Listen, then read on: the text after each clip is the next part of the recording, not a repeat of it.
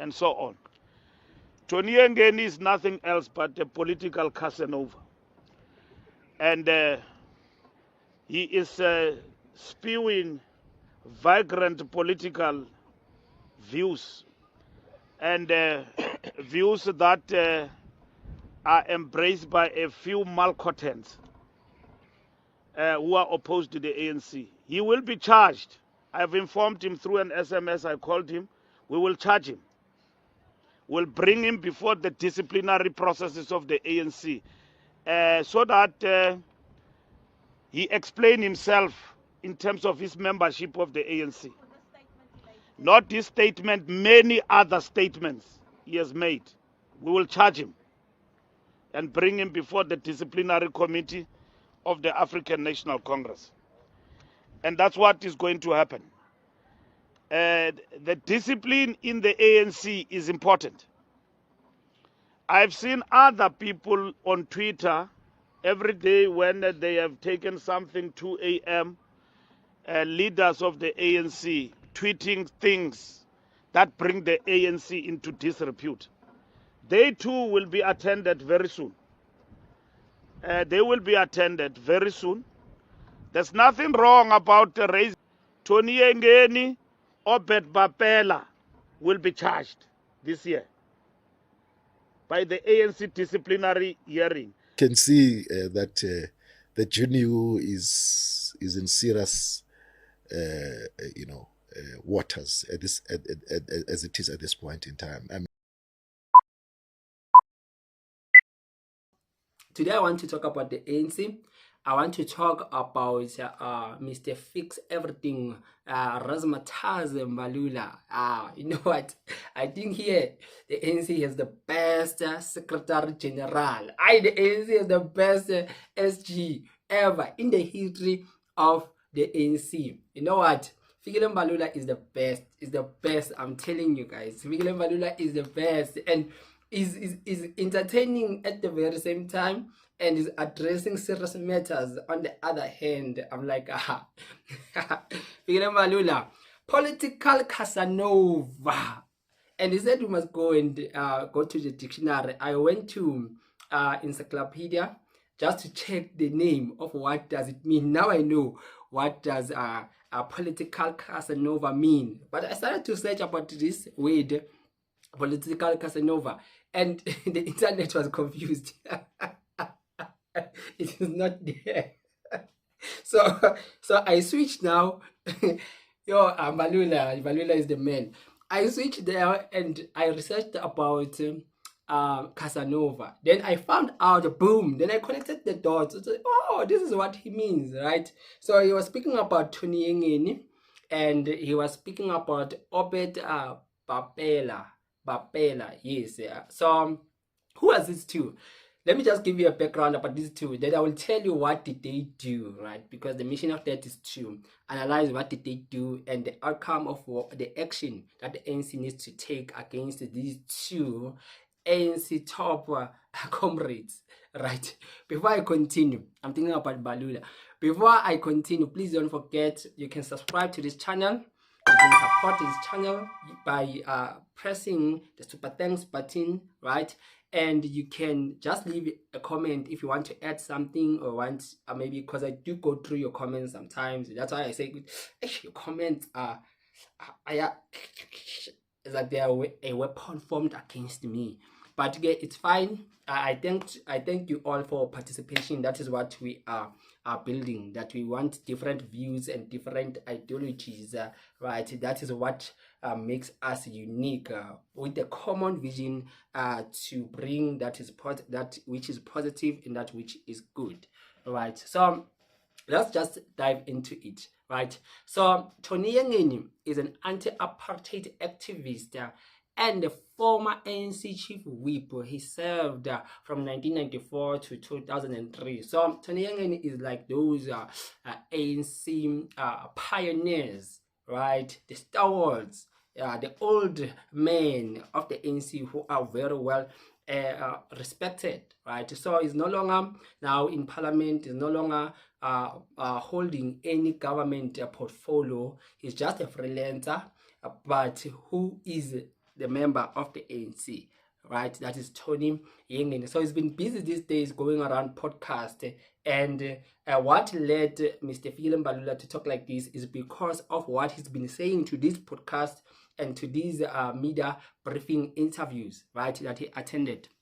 So another one is Obed Papela. So Obed Papela was a deputy minister of the public enterprise since 6 March 2023. Now he is a deputy chairperson of the ANC International Relations, right? So now, what did it do that made Fikile Mbalula to publicly announce against them that they will be facing the ANC's disciplinary hearing very soon, right?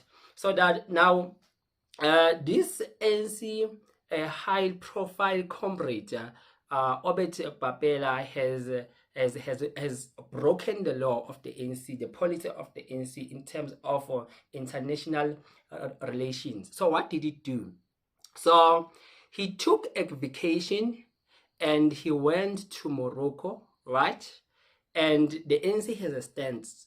The stance of the ANC is that they support Algeria, right? The policy of the ANC sides with Algeria, not Morocco, right?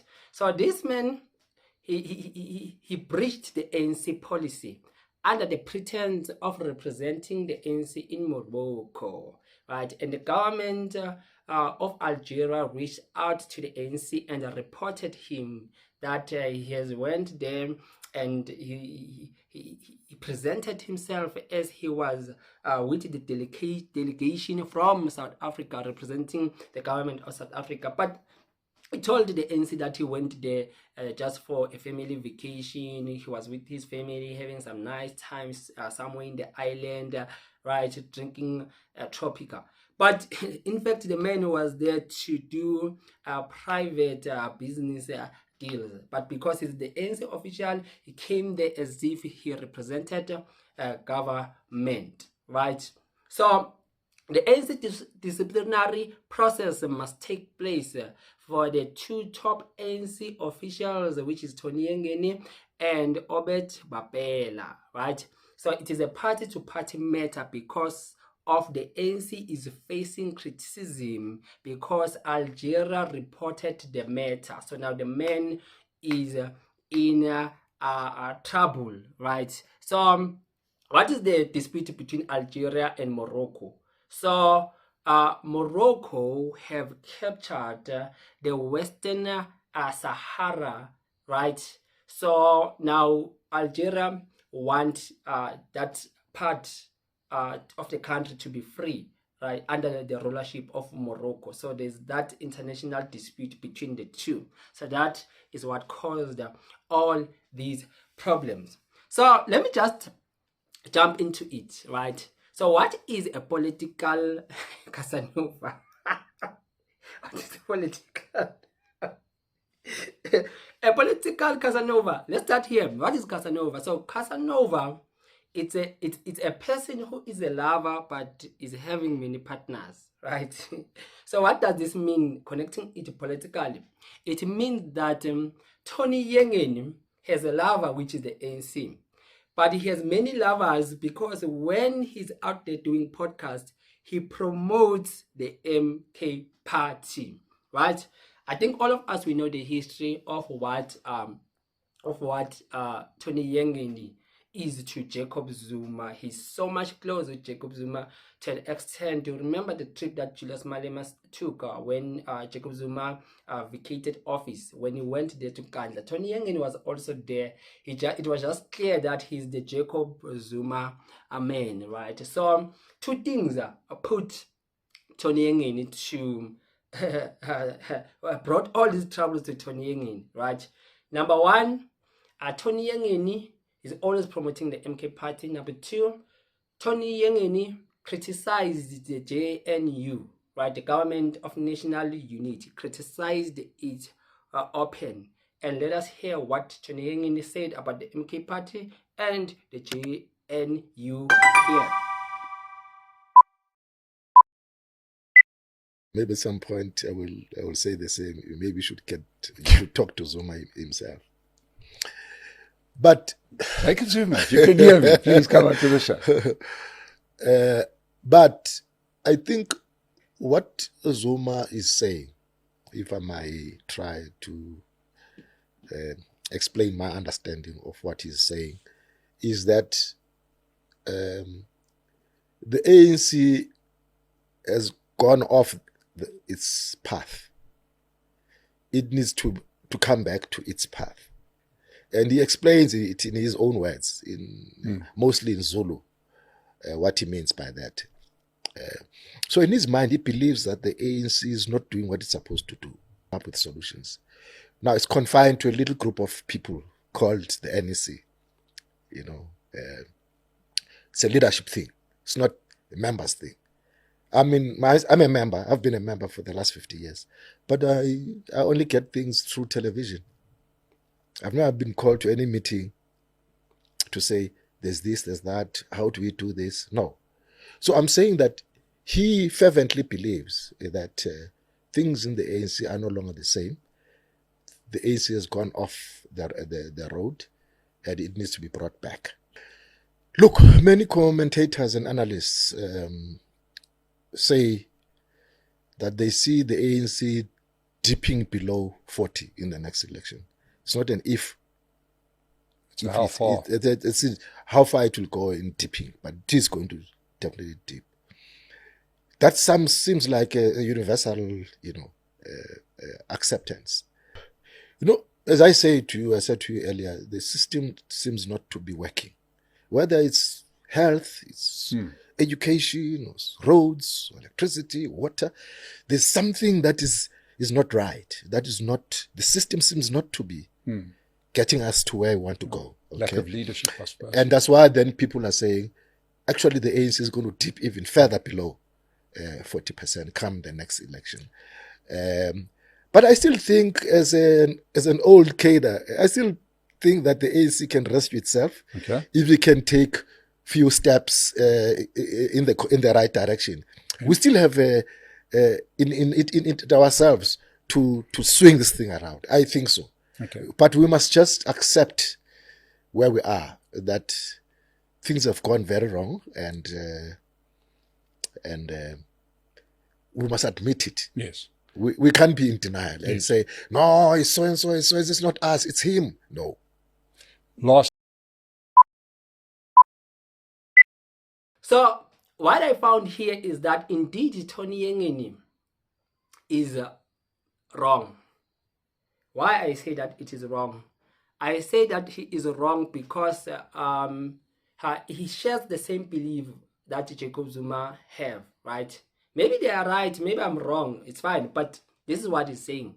He's saying that he's the member of the ANC and Jacob Zuma is the member of the ANC, and both of them, they are the members of the ANC, right? So it's been asked that, but Jacob Zuma has now another political party.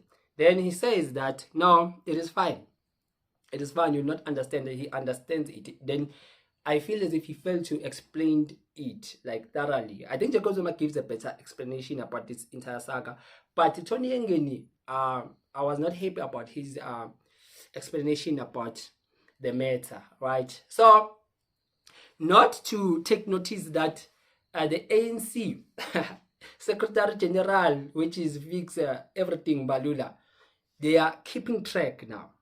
And they came against those comrades. Remember that comrade that was drunk, calling out Cyril Ramaphosa and talking strong language and saying Cyril Ramaphosa must vacate the office because of this Pala Pala issue. You remember this video here.